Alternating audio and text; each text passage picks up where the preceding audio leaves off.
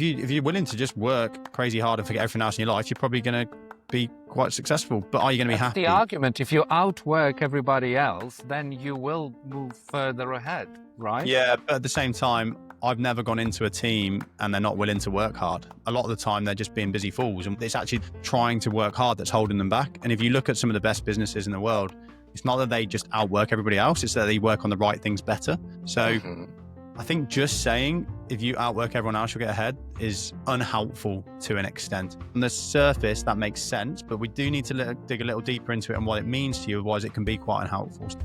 This week's Millennial Master is Mike Jones, founder of Better Happy. He built a thriving CrossFit business from scratch, then walked away when it started destroying his well-being. After years in the military and months in monasteries, Mike's mission is now clear, helping founders succeed without burning out. In this episode, we talk about why outworking everyone is a trap and what to do instead, how to spot burnout before it takes over your life, and why the workplace is becoming the new religion, and what that means for modern leadership. Millennial Masters is proudly sponsored by Jolt, the UK's top web hosting service. Whether you're launching a WordPress site or scaling up a custom app, every great project needs a reliable home. That's why Jolt has hosting plans starting at just £3.95 a month, with unbeatable deals on domain registrations too. Why Jolt? It's a no-brainer. There's no waiting around with support within 30 seconds on live chat. Your site stays live no matter what with over 99.99% network uptime. And you can also pay with Bitcoin or American Express so you can rack up those points too. How good is that? Sign up today and enjoy your first 3 months free. Head to jolt.co.uk to get started. Mike, welcome to Millennial Masters. How are you today? Very good. How are you? Great, thank you, and looking forward to our insightful chat today. And that's because I know your story starts when you were 20. You didn't want to go to uni like most of your friends did, but you also wanted to escape your hometown. So you decided to join the military, right? Yeah, that was my easy route out. It's definitely not a exciting, passion-driven story. I just wanted out of my hometown, didn't want to go to uni. So I'm like, the army seems like a viable option to get me out. And that was it. That was my reason for joining. And you were in the army for 5 years, including 2 back-to-back tours in Afghanistan. How did that pan out? So, because I joined the intelligence corps, and I've always had quite good fitness levels, and a lot of the people in the intelligence corps don't have particularly high fitness levels. So basically I got spotted early to go and work with the special forces, like attached to them. So that was a really kind of unique opportunity, but that then meant that I went to Afghanistan quite early on with the special boat service because the special air service was still in Iraq. And then it's a very small team that's attached to the special forces. So essentially I had all this kind of knowledge and experience that was very bespoke. So I kind of got back, had a month off, and then they're like, you're going again. And you're like, oh, okay, brilliant. But it wasn't all smooth sailing there, was it? No, not at all. So I think in the military, I experienced the best of and the worst of leadership and the best and the worst of culture. So like working with the special forces is probably one of the best cultures that you can be in regards to a professional organization and a team that support each other in a professional way with incredible leadership. But then the mainstream army, a lot of it is just, dictatorial and not a very positive culture. So I kind of experienced both, and it was quite difficult to go from 2 years attached, starting at the kind of peak and then coming back into the mainstream army and dealing with a lot of issues and bullying and bad stuff. So yeah, the last couple of years I was like, I've had enough of this. And what was the point you decided that you had enough of it? You said you had some experiences with bullying and leadership there. I'm guessing they weren't able to do anything relating to that? Yeah, so I had a real big clash with quite a strong personality who was senior to me, and he decided to make my life quite difficult. And the the system of the military is very top down. And although on the surface it's democratic, it's really not. And if you clash with somebody senior to you, they have full power to make your life very miserable. It's quite a lot. I notice the stories in the news. There's quite a lot of stories of people committing suicide because they just feel trapped, and they get bullied and they get belittled, and you have like smear campaigns. So, yeah, if you clash with the wrong person, they can make your life very difficult in the military, and that's what I did, and that kind of led to me. I mean, I'm glad it happened now, because I probably would have stayed in because it was relatively comfortable in regards to income and lifestyle, other than having to go to Afghanistan. But I think having this clash with this person, it was around 2000, and I think it was not long after 2008. This part, the economy was in pieces, so there was a lot of fear keeping people in jobs they don't like, including me. So I think if I hadn't had this clash with this person, then I probably wouldn't have left, and I wouldn't live the life that I live now, which I'm very fortunate to have.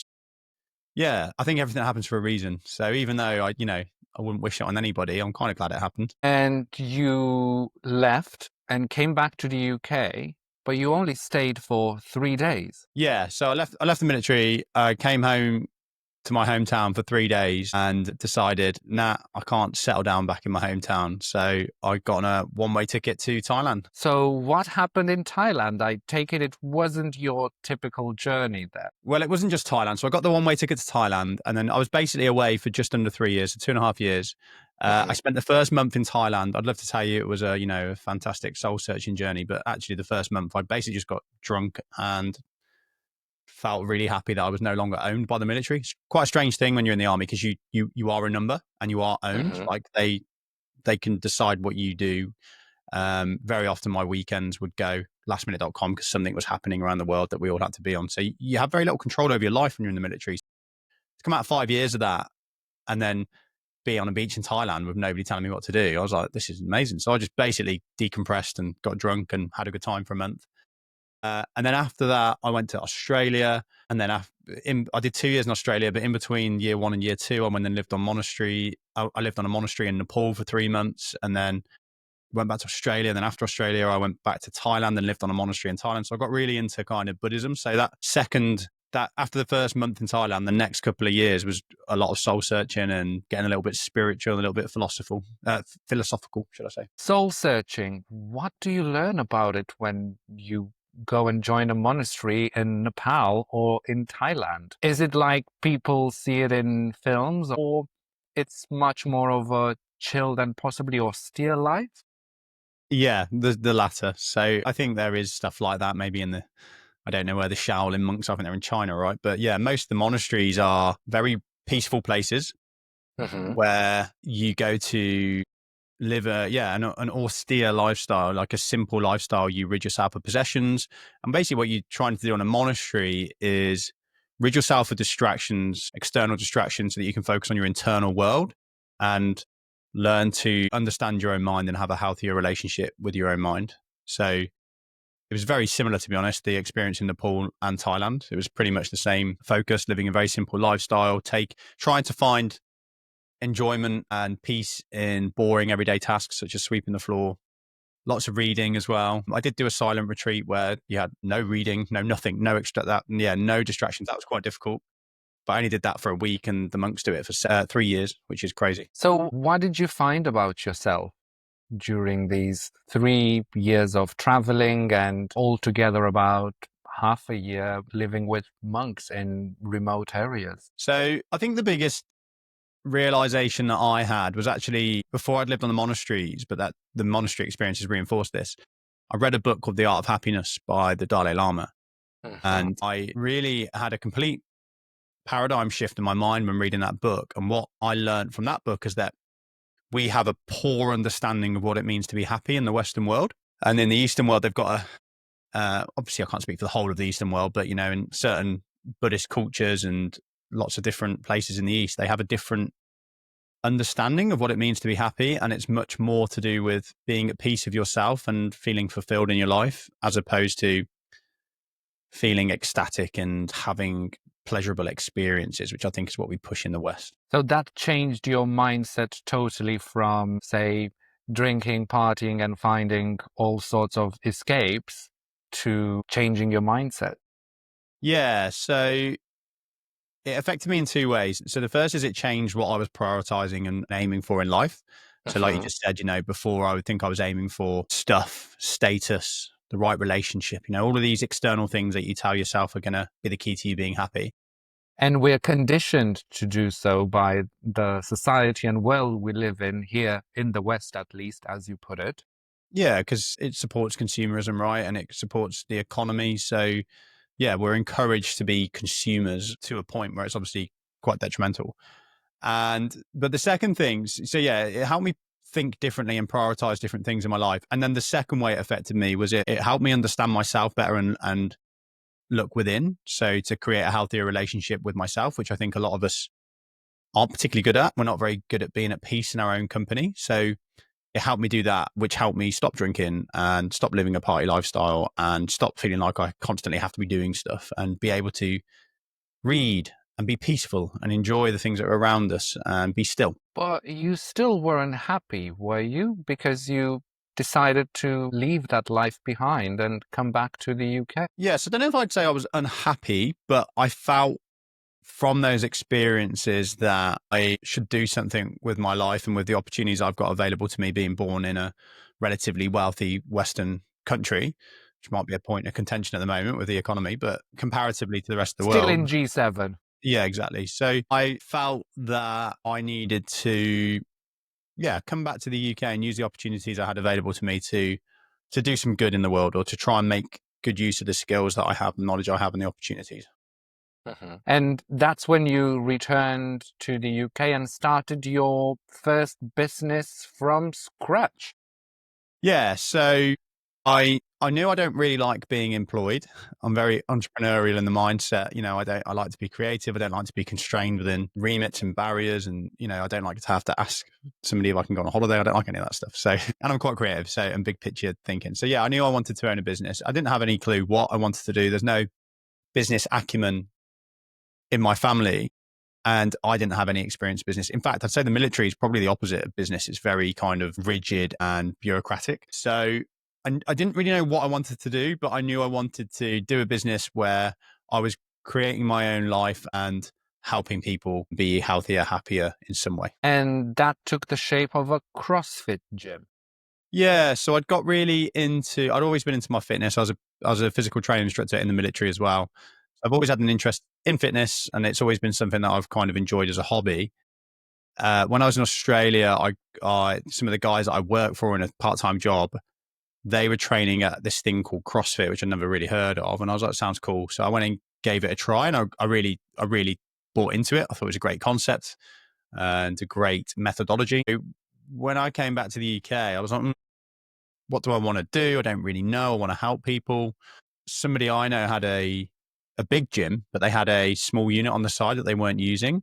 And I was having a chat with them. They were like, "Oh yeah, you could use that if you want." And I was like, "Oh, I could turn this into a little CrossFit gym because there's nothing like that around here." So yeah, that kind of That was just as the CrossFit concept was starting to pick up as well in the UK. What year was that? Just to give some context. so that was uh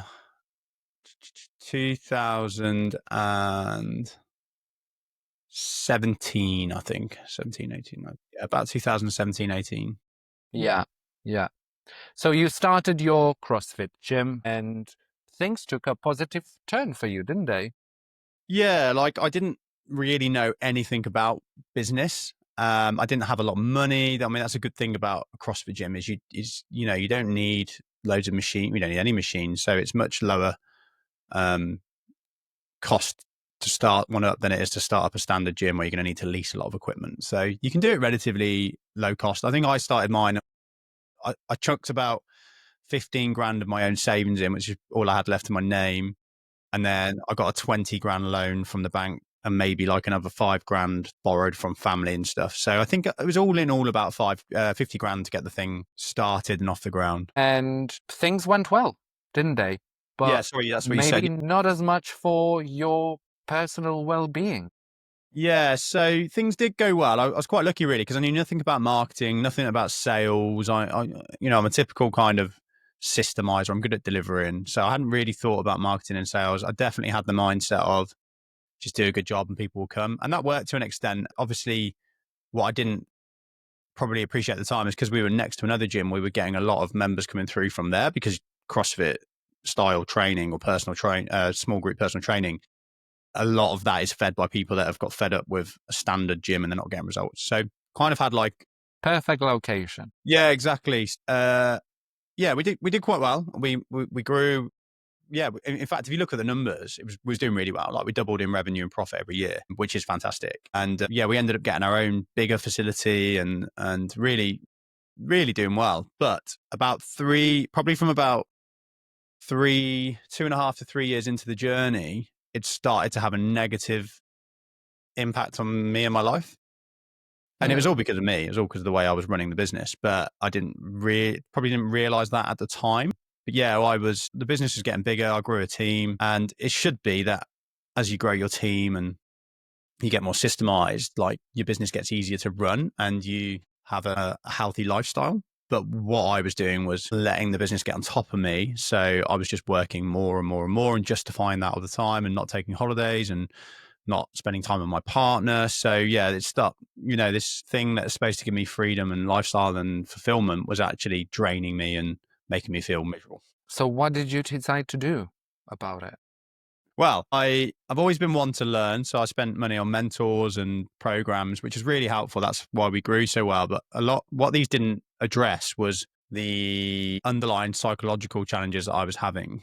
So it's all well and good telling somebody what to do, but if you don't understand why they're not doing what they need to do and you don't address those issues, that's, you're missing a trick. So I did make the business better and I did give myself some time off, but I still stayed stuck in the business. And probably just as we were getting to a point of it being healthy enough that I could just step away quite a bit, COVID came along, which meant a lot of change again to, go into survival and reactivity mode. And one of the mentors I had at the time was like, I don't think this is what you should do. He said, I think you want to focus on something different. It's going to take a lot of time and effort and work to keep this thing not only just alive through COVID, but like getting it back to where it is post-COVID, because you obviously lose your members in a gym over COVID in 2 years of lockdown. So yeah, I closed that down about 6 months into COVID and I was pretty burnt out at that point. I was pretty stressed, pretty tired, felt like the shadow of my former self. I think the thing about business-minded people is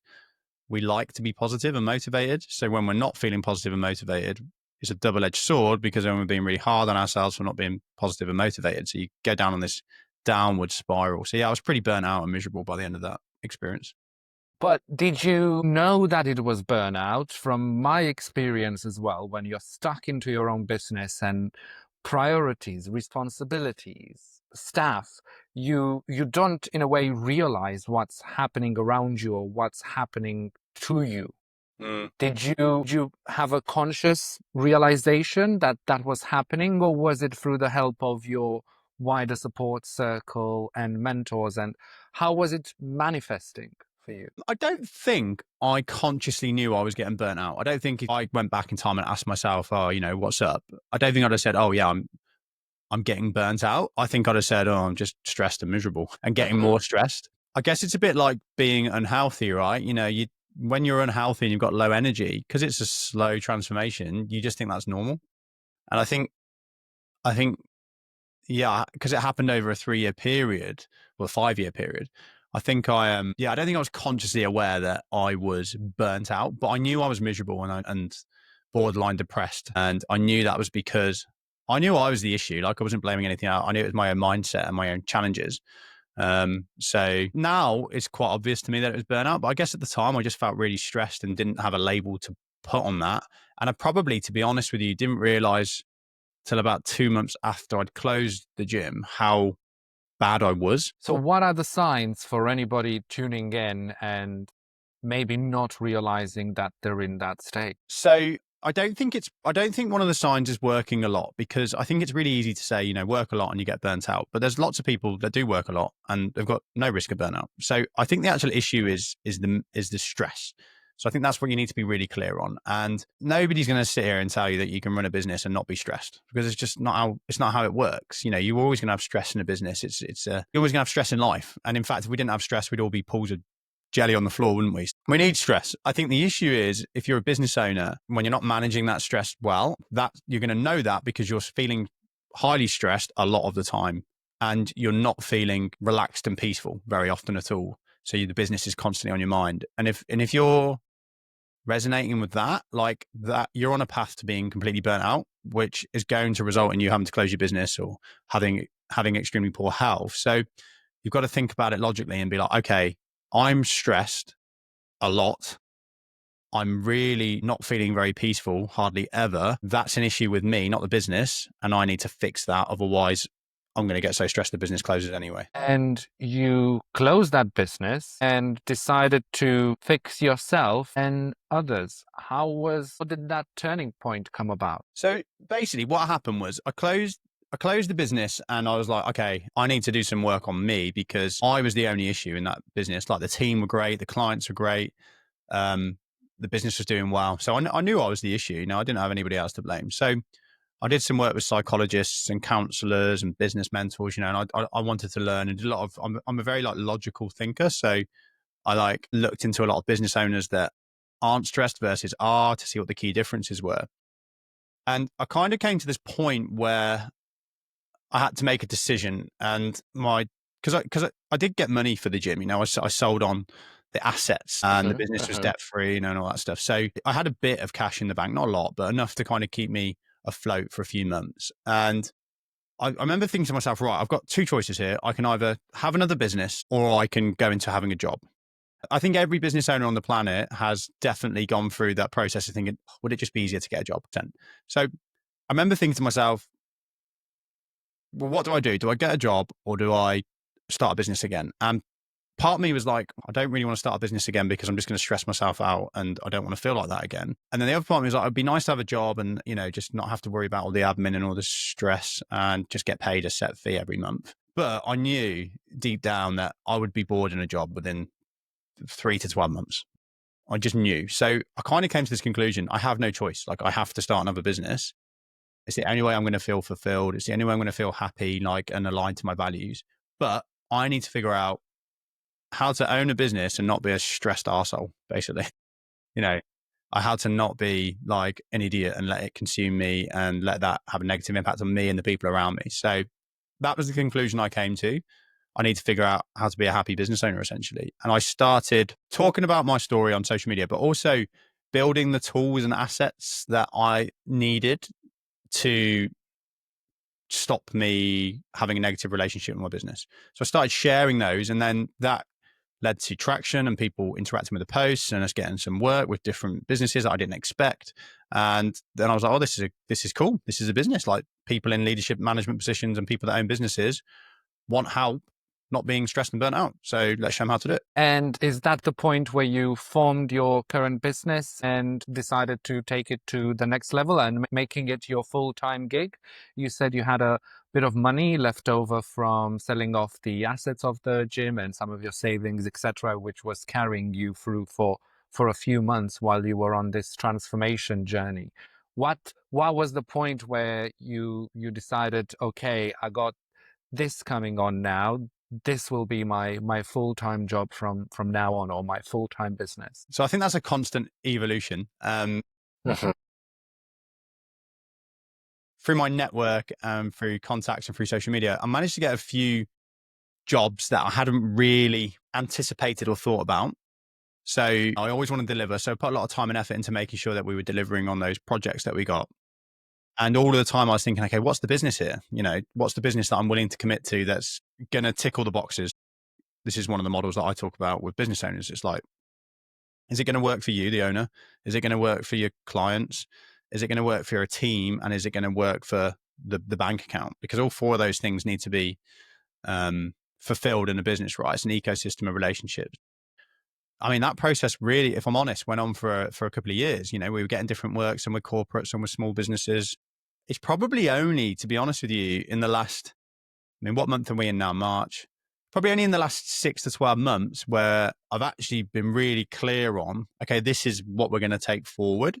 This is what I can see doing for, the period of time that needs to be done for to turn it into a good business. But yeah, I think there was a good couple of years of just being quite broad and seeing what opportunities come about and figuring out what I think the scalable model is. So what is the scalable model then for Better Happy? So we've got 2 arms of the business. We do training for leaders and managers in corporates. Yeah. So that's really good. I really enjoy that. It's quite fulfilling. We get really good results. You work with some big names already, right? Yeah. So our biggest partner is Travelodge. So we've done quite a lot with Travelodge and their management community within their headquarters. Done some advice and guidance for the NHS and worked with lots of other different corporates on workshops and things like that.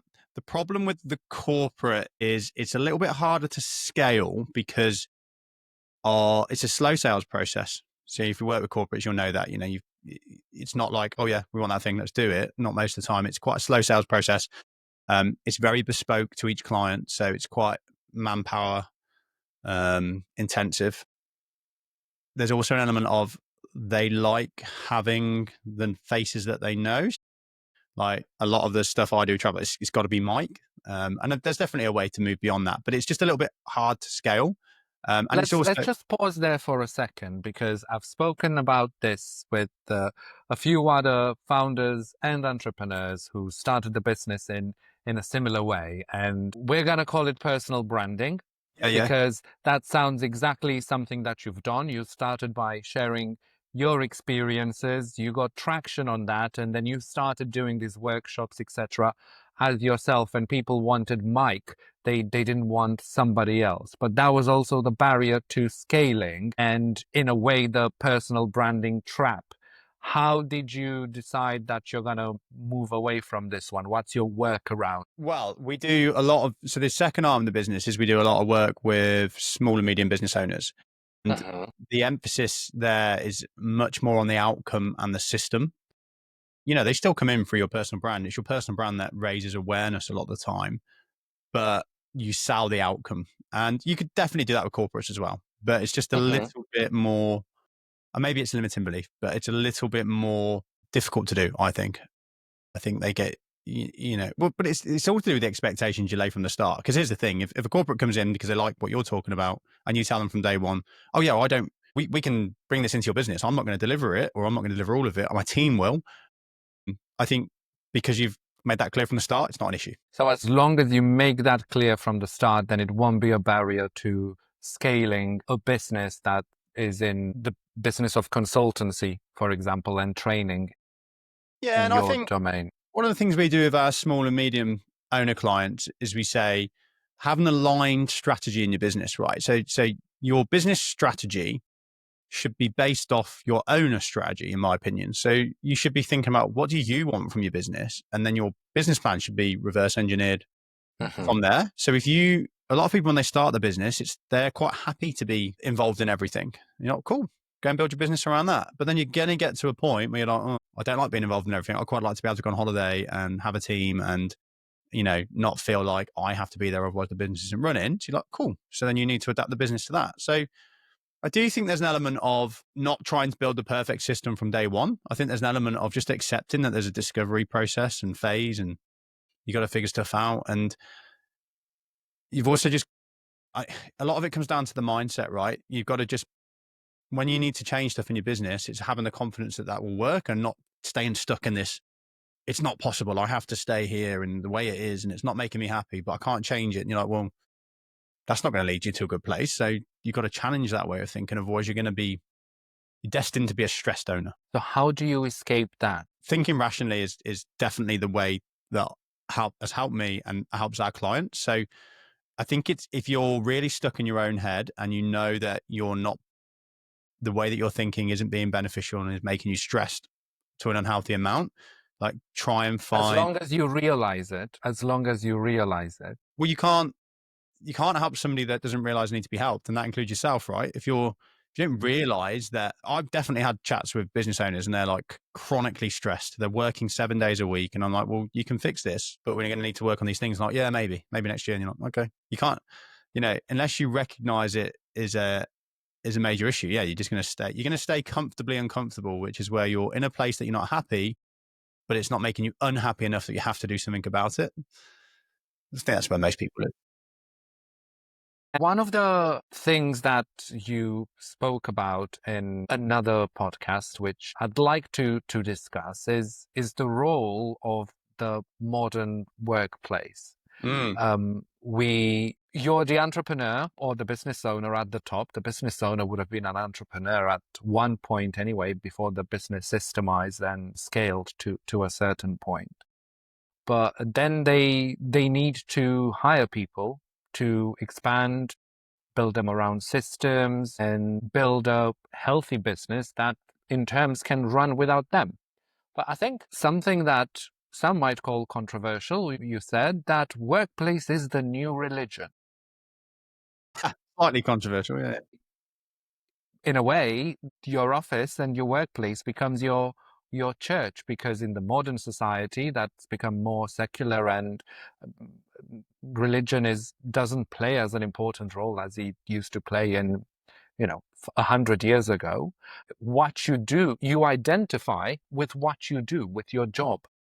Yeah, I agree. But that's why I'm wondering, how did you get to that viewpoint? What made you believe that? Because some people are pretty happy just to job hop, but at the same time, and they're not really looking for fulfillment in their role. So there's a disconnect there, isn't it? Yeah. So in trying to understand myself and the world, I've studied a lot of history, philosophy, different cultures, and I think and psychology. And I think one of the things that's really interesting to understand is what motivates people, right? Why are people driven to do what they do? And obviously we're all different, but we're also all very, very similar. So if you think about the majority of human history, like the way we live today is unlike anything we've ever seen in human history before. And obviously all people could say that at their time, but the change that we see into the way we live today is exponentially different to that of the past. And most of human history has been, we've been trying to survive, really, because life's been full of very challenging challenges. And I'm not saying there's no challenges today, but comparatively to even 100 years ago, our lives are a walk in the park today. When you say challenges, I'm assuming you're referring to threats to your life and physical well-being. Yeah. Having enough food to survive, not having to worry about where the next meal is coming from, having access to clean water, having access to showers, having access to a job where it's not going to kill you early because you're in the coal mines. This is all 100 years ago. So waking up in the day and having the luxury to think about, what do I feel like doing today? Like our ancestors didn't have that. They were waking up and they're thinking, what do I need to do today to put food on the table? Otherwise we're going to starve. So, and there's still people in the world, many people that live in that reality. So it's very different today. And what the difference is, I think, is that in the past, people worked to survive. In a country like the UK, I know this still happens around the world, but people were predominantly working to survive. There was mass unemployment, lots of poverty. So they did a job and they were happy that job took them out of poverty and stopped them being one of the many unemployed. And then, so that gave them like survival needs and physiological needs, so a roof over the head. But people still crave community. There's a great model called Maslow's hierarchy of needs, right? So the bottom two are safety and physiological. So humans are always going to try and look after those two things first. Have I got food on my back? Have I got food on my back? Have I got clothes on my back? Food on my table? Roof over my head? Can I provide? Right? Those are the two most important things. And if those things aren't taken care of, so food and shelter. Essentially, yeah. Food, shelter, safety, yeah. So after that, once we've got those two things taken care of, we then start to crave love and belonging. So we want to be in a community then. So think back to Industrial Revolution period, people predominantly found that through religion. So they worked to survive, and then they found their community and connectivity through the local community and through religion. We got together with people, had a shared thing that we all agreed on, religion, and that we worked towards. And that gave us an excuse to find that human connection and that belonging. And I think the difference today is like a lot of people aren't working because they have to. I mean, the reality is in the UK, if you don't work, you're probably going to get looked after by the benefit system. So you don't have to work. I'm not going to say you have a great life, but you don't have to work. Like it's very unlikely in the UK, I know it happens, that you're going to go without food if you don't work. It's very unlikely. Although I know at the moment there's lots of issues around this, but generally, again, comparatively to 100 years ago. So people aren't working because they have to survive as much. A lot of people are working because they want to. And people are less religious and less connected due to things like the internet, right? We don't go out in our community as much. We're less religious. We don't do this. We don't have a reason within our community, many of us, to socially connect. You could argue that the internet and social media has made the world smaller and made us all more aware of the have and have nots around the world, even though the side effect was that this was a false impression, because you think you are connected because you see something on your phone that you are possibly addicted to for hours a day, as studies show, but you don't go out and do those connections yourself anymore. Yeah, it's increased quantity, decreased quality, I think. It's like there's more connection on a kind of a shallow level, but there's depth behind that connection is very low, like actually having meaningful relationships, in-depth conversations, meaningful conversations, which obviously would have been facilitated through religion and spirituality. Even in your local community, right? You're going to have a deeper conversation with your neighbor if you're regularly hanging out on the street and your kids are playing together than you are commenting on Daniel's photo on Facebook because he's been on holiday. It's a much shallower connection. But people don't really do that anymore either. In a way, overall engagement, and you being a millennial, you in a way grew up with the internet and social media era, and you remember it before and after, and possibly you'll be able to make the same comparison that I do, that say in the second half of the internet era, the genuine interactions and the altruistic interactions that people have online are decreasing compared to how it was and or felt at the beginning of the connected era. Yeah, that would make sense to me. I probably don't have that much in-depth knowledge of it, to be honest. I see it for what it is. I think there's pros to it, definitely. That's how you got into what you're doing now, in a way, by posting about your experiences online. Exactly, yeah. Like I feel very lucky to be alive in the time where we've got the internet. There's plenty of issues with it, but to write it off as bad, I think is a massive mistake. The quality of life generally across the world is increasing. So, and I think the internet's contributed to that massively. So coming back to the workplace being the new religion, how do then people find purpose in their job if they do it for money? You said some people don't have to work in any meaningful way, but the majority of people still do. Yeah. So they do work for money, and obviously we fulfill their desire for money by paying them. So if you pay somebody to do their job, then you're fulfilling a need for that person. In the UK, employee engagement rates are consistently around 10%. That means 90% of people that go to work aren't actually engaged in that work. They're doing the minimum required to not get fired. And I think the reason for that is that we're still relying on industrial revolution era management and leadership methods, which is tell somebody what to do and pay them and they'll be happy. But the reality is today is people do want meaning in their lives and they do want connection. And you can absolutely do that in the workplace, but you've got to invest in people and you've got to treat people as partners more than employees. And there's lots of different ways you can do this, but one of the most obvious ones is linking people's work to the impact that it's having. So like, what's the vision of the company? What's the goals of this department? How does the work that you do contribute to this department? How could you do it better? What's your ideas around how you can make this business better? And what you're doing is you've got to turn it from just being transactional work to being a partnership relationship. And that does two things, right? It makes the work meaningful and it brings people together because you have to take time to do this stuff. And people get to talk, they get to have meaningful conversations, they get to feel like they're contributing, which is great for their self-esteem and their personal confidence. It's great for the business. But the problem is most businesses are still stuck in top down, we tell you what to do, we pay you, you get on with it mindset, which is bad for the business because the staff aren't engaged, bad for the staff because they don't feel appreciated or valued or heard. And it's a lose-lose situation. But it's what people are stuck in, and businesses struggle to make this change because they don't think they can justify the time, which is very backwards. So in a nutshell, what would most businesses have to change mindset or systems wise in order to align themselves with this new reality that they are in a way responsible for making their employees happy? You got to take the emphasis away from tasks and towards outcomes and get everybody on board with that. So instead of saying these are your tasks, get on with them, we've got to be like, what's the outcomes we're trying to achieve as a business? Why are we trying to achieve them? Right. Get everybody on board and let's help each other out. And there's obviously more structure around that. You have your meeting pulse and your structure for how often you meet and what you're talking about. And you do have to be structured with it. It can't just be let's chuck some beanbags in a room and hope the magic happens. There is structure behind this.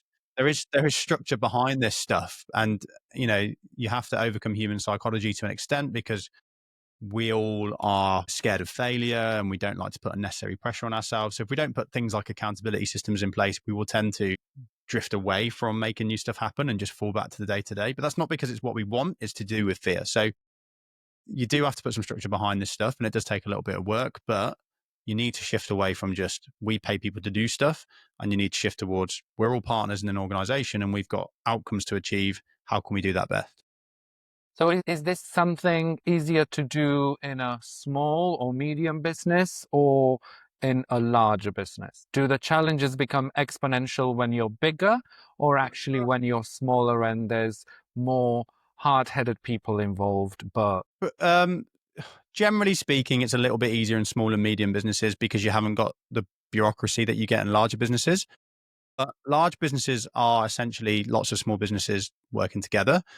If you've Yeah, it's generally a little bit easier in small and medium businesses, but it's also very, very possible in large companies. You've just got to make sure that the people at the top are on board. It's not something that you can try and force from the bottom up. Like if the people at the top are on board and willing to embrace this and understand it and they buy into it, it'll work.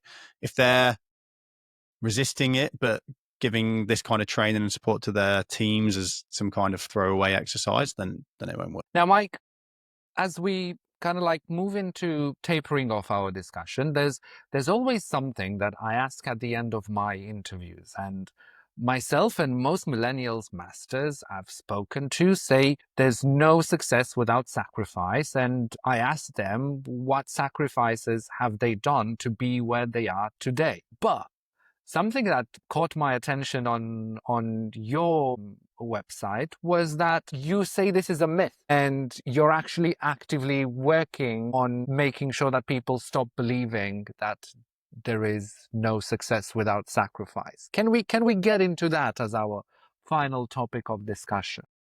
Yeah, of course. It's kind of multifaceted. So I like the message success without sacrifice. I like that message. I think it's important. And I think it's to an extent, it's unhelpful when we're telling ourselves, I can own a business and live a fulfilling lifestyle if I'm willing to work so hard that it has a negative impact on my health. So there's that kind of arm in the message. But to another extent, you do have to make sacrifices to achieve stuff in life. And it might just be sacrifice of bad habits. It might just be the sacrifice of your limited way of thinking. So what I'm getting across is I don't think it's a good way to think that you can be successful if you're willing to make your life very difficult. I don't think that's a great way of thinking. And you've got people like Alex Hormozy who are incredible business people, right? And they're very open about the fact that their life is business and very little else. They've streamlined every aspect of their life so that they can spend as much time either on business or having some time with their partner. So I think there's a lot of this message, and I mean, it's right? If you're willing to just work crazy hard and forget everything else in your life, you're probably going to be quite successful. But are you going to be happy? The argument, if you outwork everybody else, then you will move further ahead, right? Yeah, but at the same time, I've never gone into a team and they're not willing to work hard. A lot of the time they're just being busy fools, and we're making them. It's actually they're trying to work hard that's holding them back. And if you look at some of the best businesses in the world, it's not that they just outwork everybody else, it's that they work on the right things better. So I think just saying if you outwork everyone else, you'll get ahead is unhelpful to an extent. It's like saying if you eat less calories than you consume, you'll lose weight. Well, yeah, you will, but those calories could just be Coke and chocolate. You're still going to lose weight, but you're not going to be very healthy, and you're going to lose a lot of muscle. So it's like, yes, okay, on the surface, that makes sense, but we do need to dig a little deeper into it and what it means to you. Otherwise, it can be quite unhelpful. So, I mean, you and I know you can't start a business without being willing to work hard, and you're probably going to have to work harder than you would in a normal job. But to tell yourself, like I used to, like, if you really want to be successful, you need to put everything on hold, your health, your relationships, your walking your But dog. not forever, not forever, for certain periods of times. Like you said, you work with Daniel Priestley, and those sprint moments when you're aiming and leaping towards certain goals. Yeah. And a lot of entrepreneurially minded people work in sprints because it's what they enjoy. I like working in sprints, and I don't like trying to get a project over the line whilst I'm trying to have this perfect balance of gym and time with my partner. And, sometimes I just want to work so hard for just while this stuff's in my head to get it over the line. Great, do it. I just think you need to be, it's like you said, it's okay if that's a sprint and you're recognizing that. The problem is when you try and sprint for a year, even in the physical context, that it wouldn't work, obviously, because you're going to get very tired very quickly. So yeah, I reward myself. Something that I've been doing in this business, it's works exceptionally well for the business, is it's like, I always have something to look forward to. I always have like a weekend away booked or a holiday booked, which I did not do in business one. And it's completely changed the way I work because, number one, I've always got something to look forward to, which makes me justify when I'm having my sprints. But also, even from a just making money perspective, you're like, well, I've got things to pay for, like trips and holidays. And it gives you more of a drive to make your business work because you can get comfortable without that pressure. I like to end my interviews with some resources for people tuning in. And you already mentioned that there was a book that changed your life, The Art of Happiness by the Dalai Lama. But what moved you on afterwards? I'm curious if there are any other books or authors that you have read their work, or you could recommend it for anybody tuning in, starting or growing a business, or maybe feeling burned out without knowing. How long have you got? 5 minutes. I think The Art of Happiness is a fantastic one because it's going to change the way that you think about being happy and being fulfilled. There's another one, which is a really powerful read called The Happiest Man on Earth by Eddie Jackie, who's a Holocaust survivor, but has now passed away. But it's a fantastic read. If you're somebody that struggles to switch off and be at peace in your own mind, there's a really nice book that's easy to read called The Way of the Peaceful Warrior by Dan Millman. And it's kind of spirituality dressed in a really cool and fun story.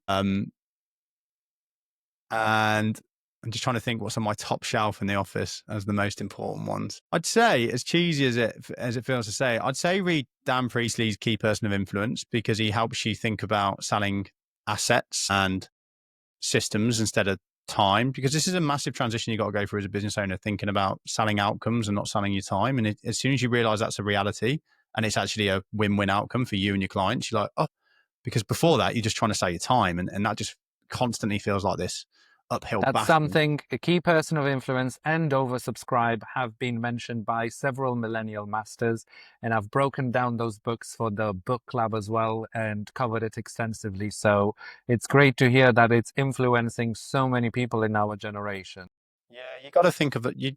I think a big transition we go through as business owners is when we start our businesses, especially when we're naive, like I was in my first one, I probably still am now, but unaware of it.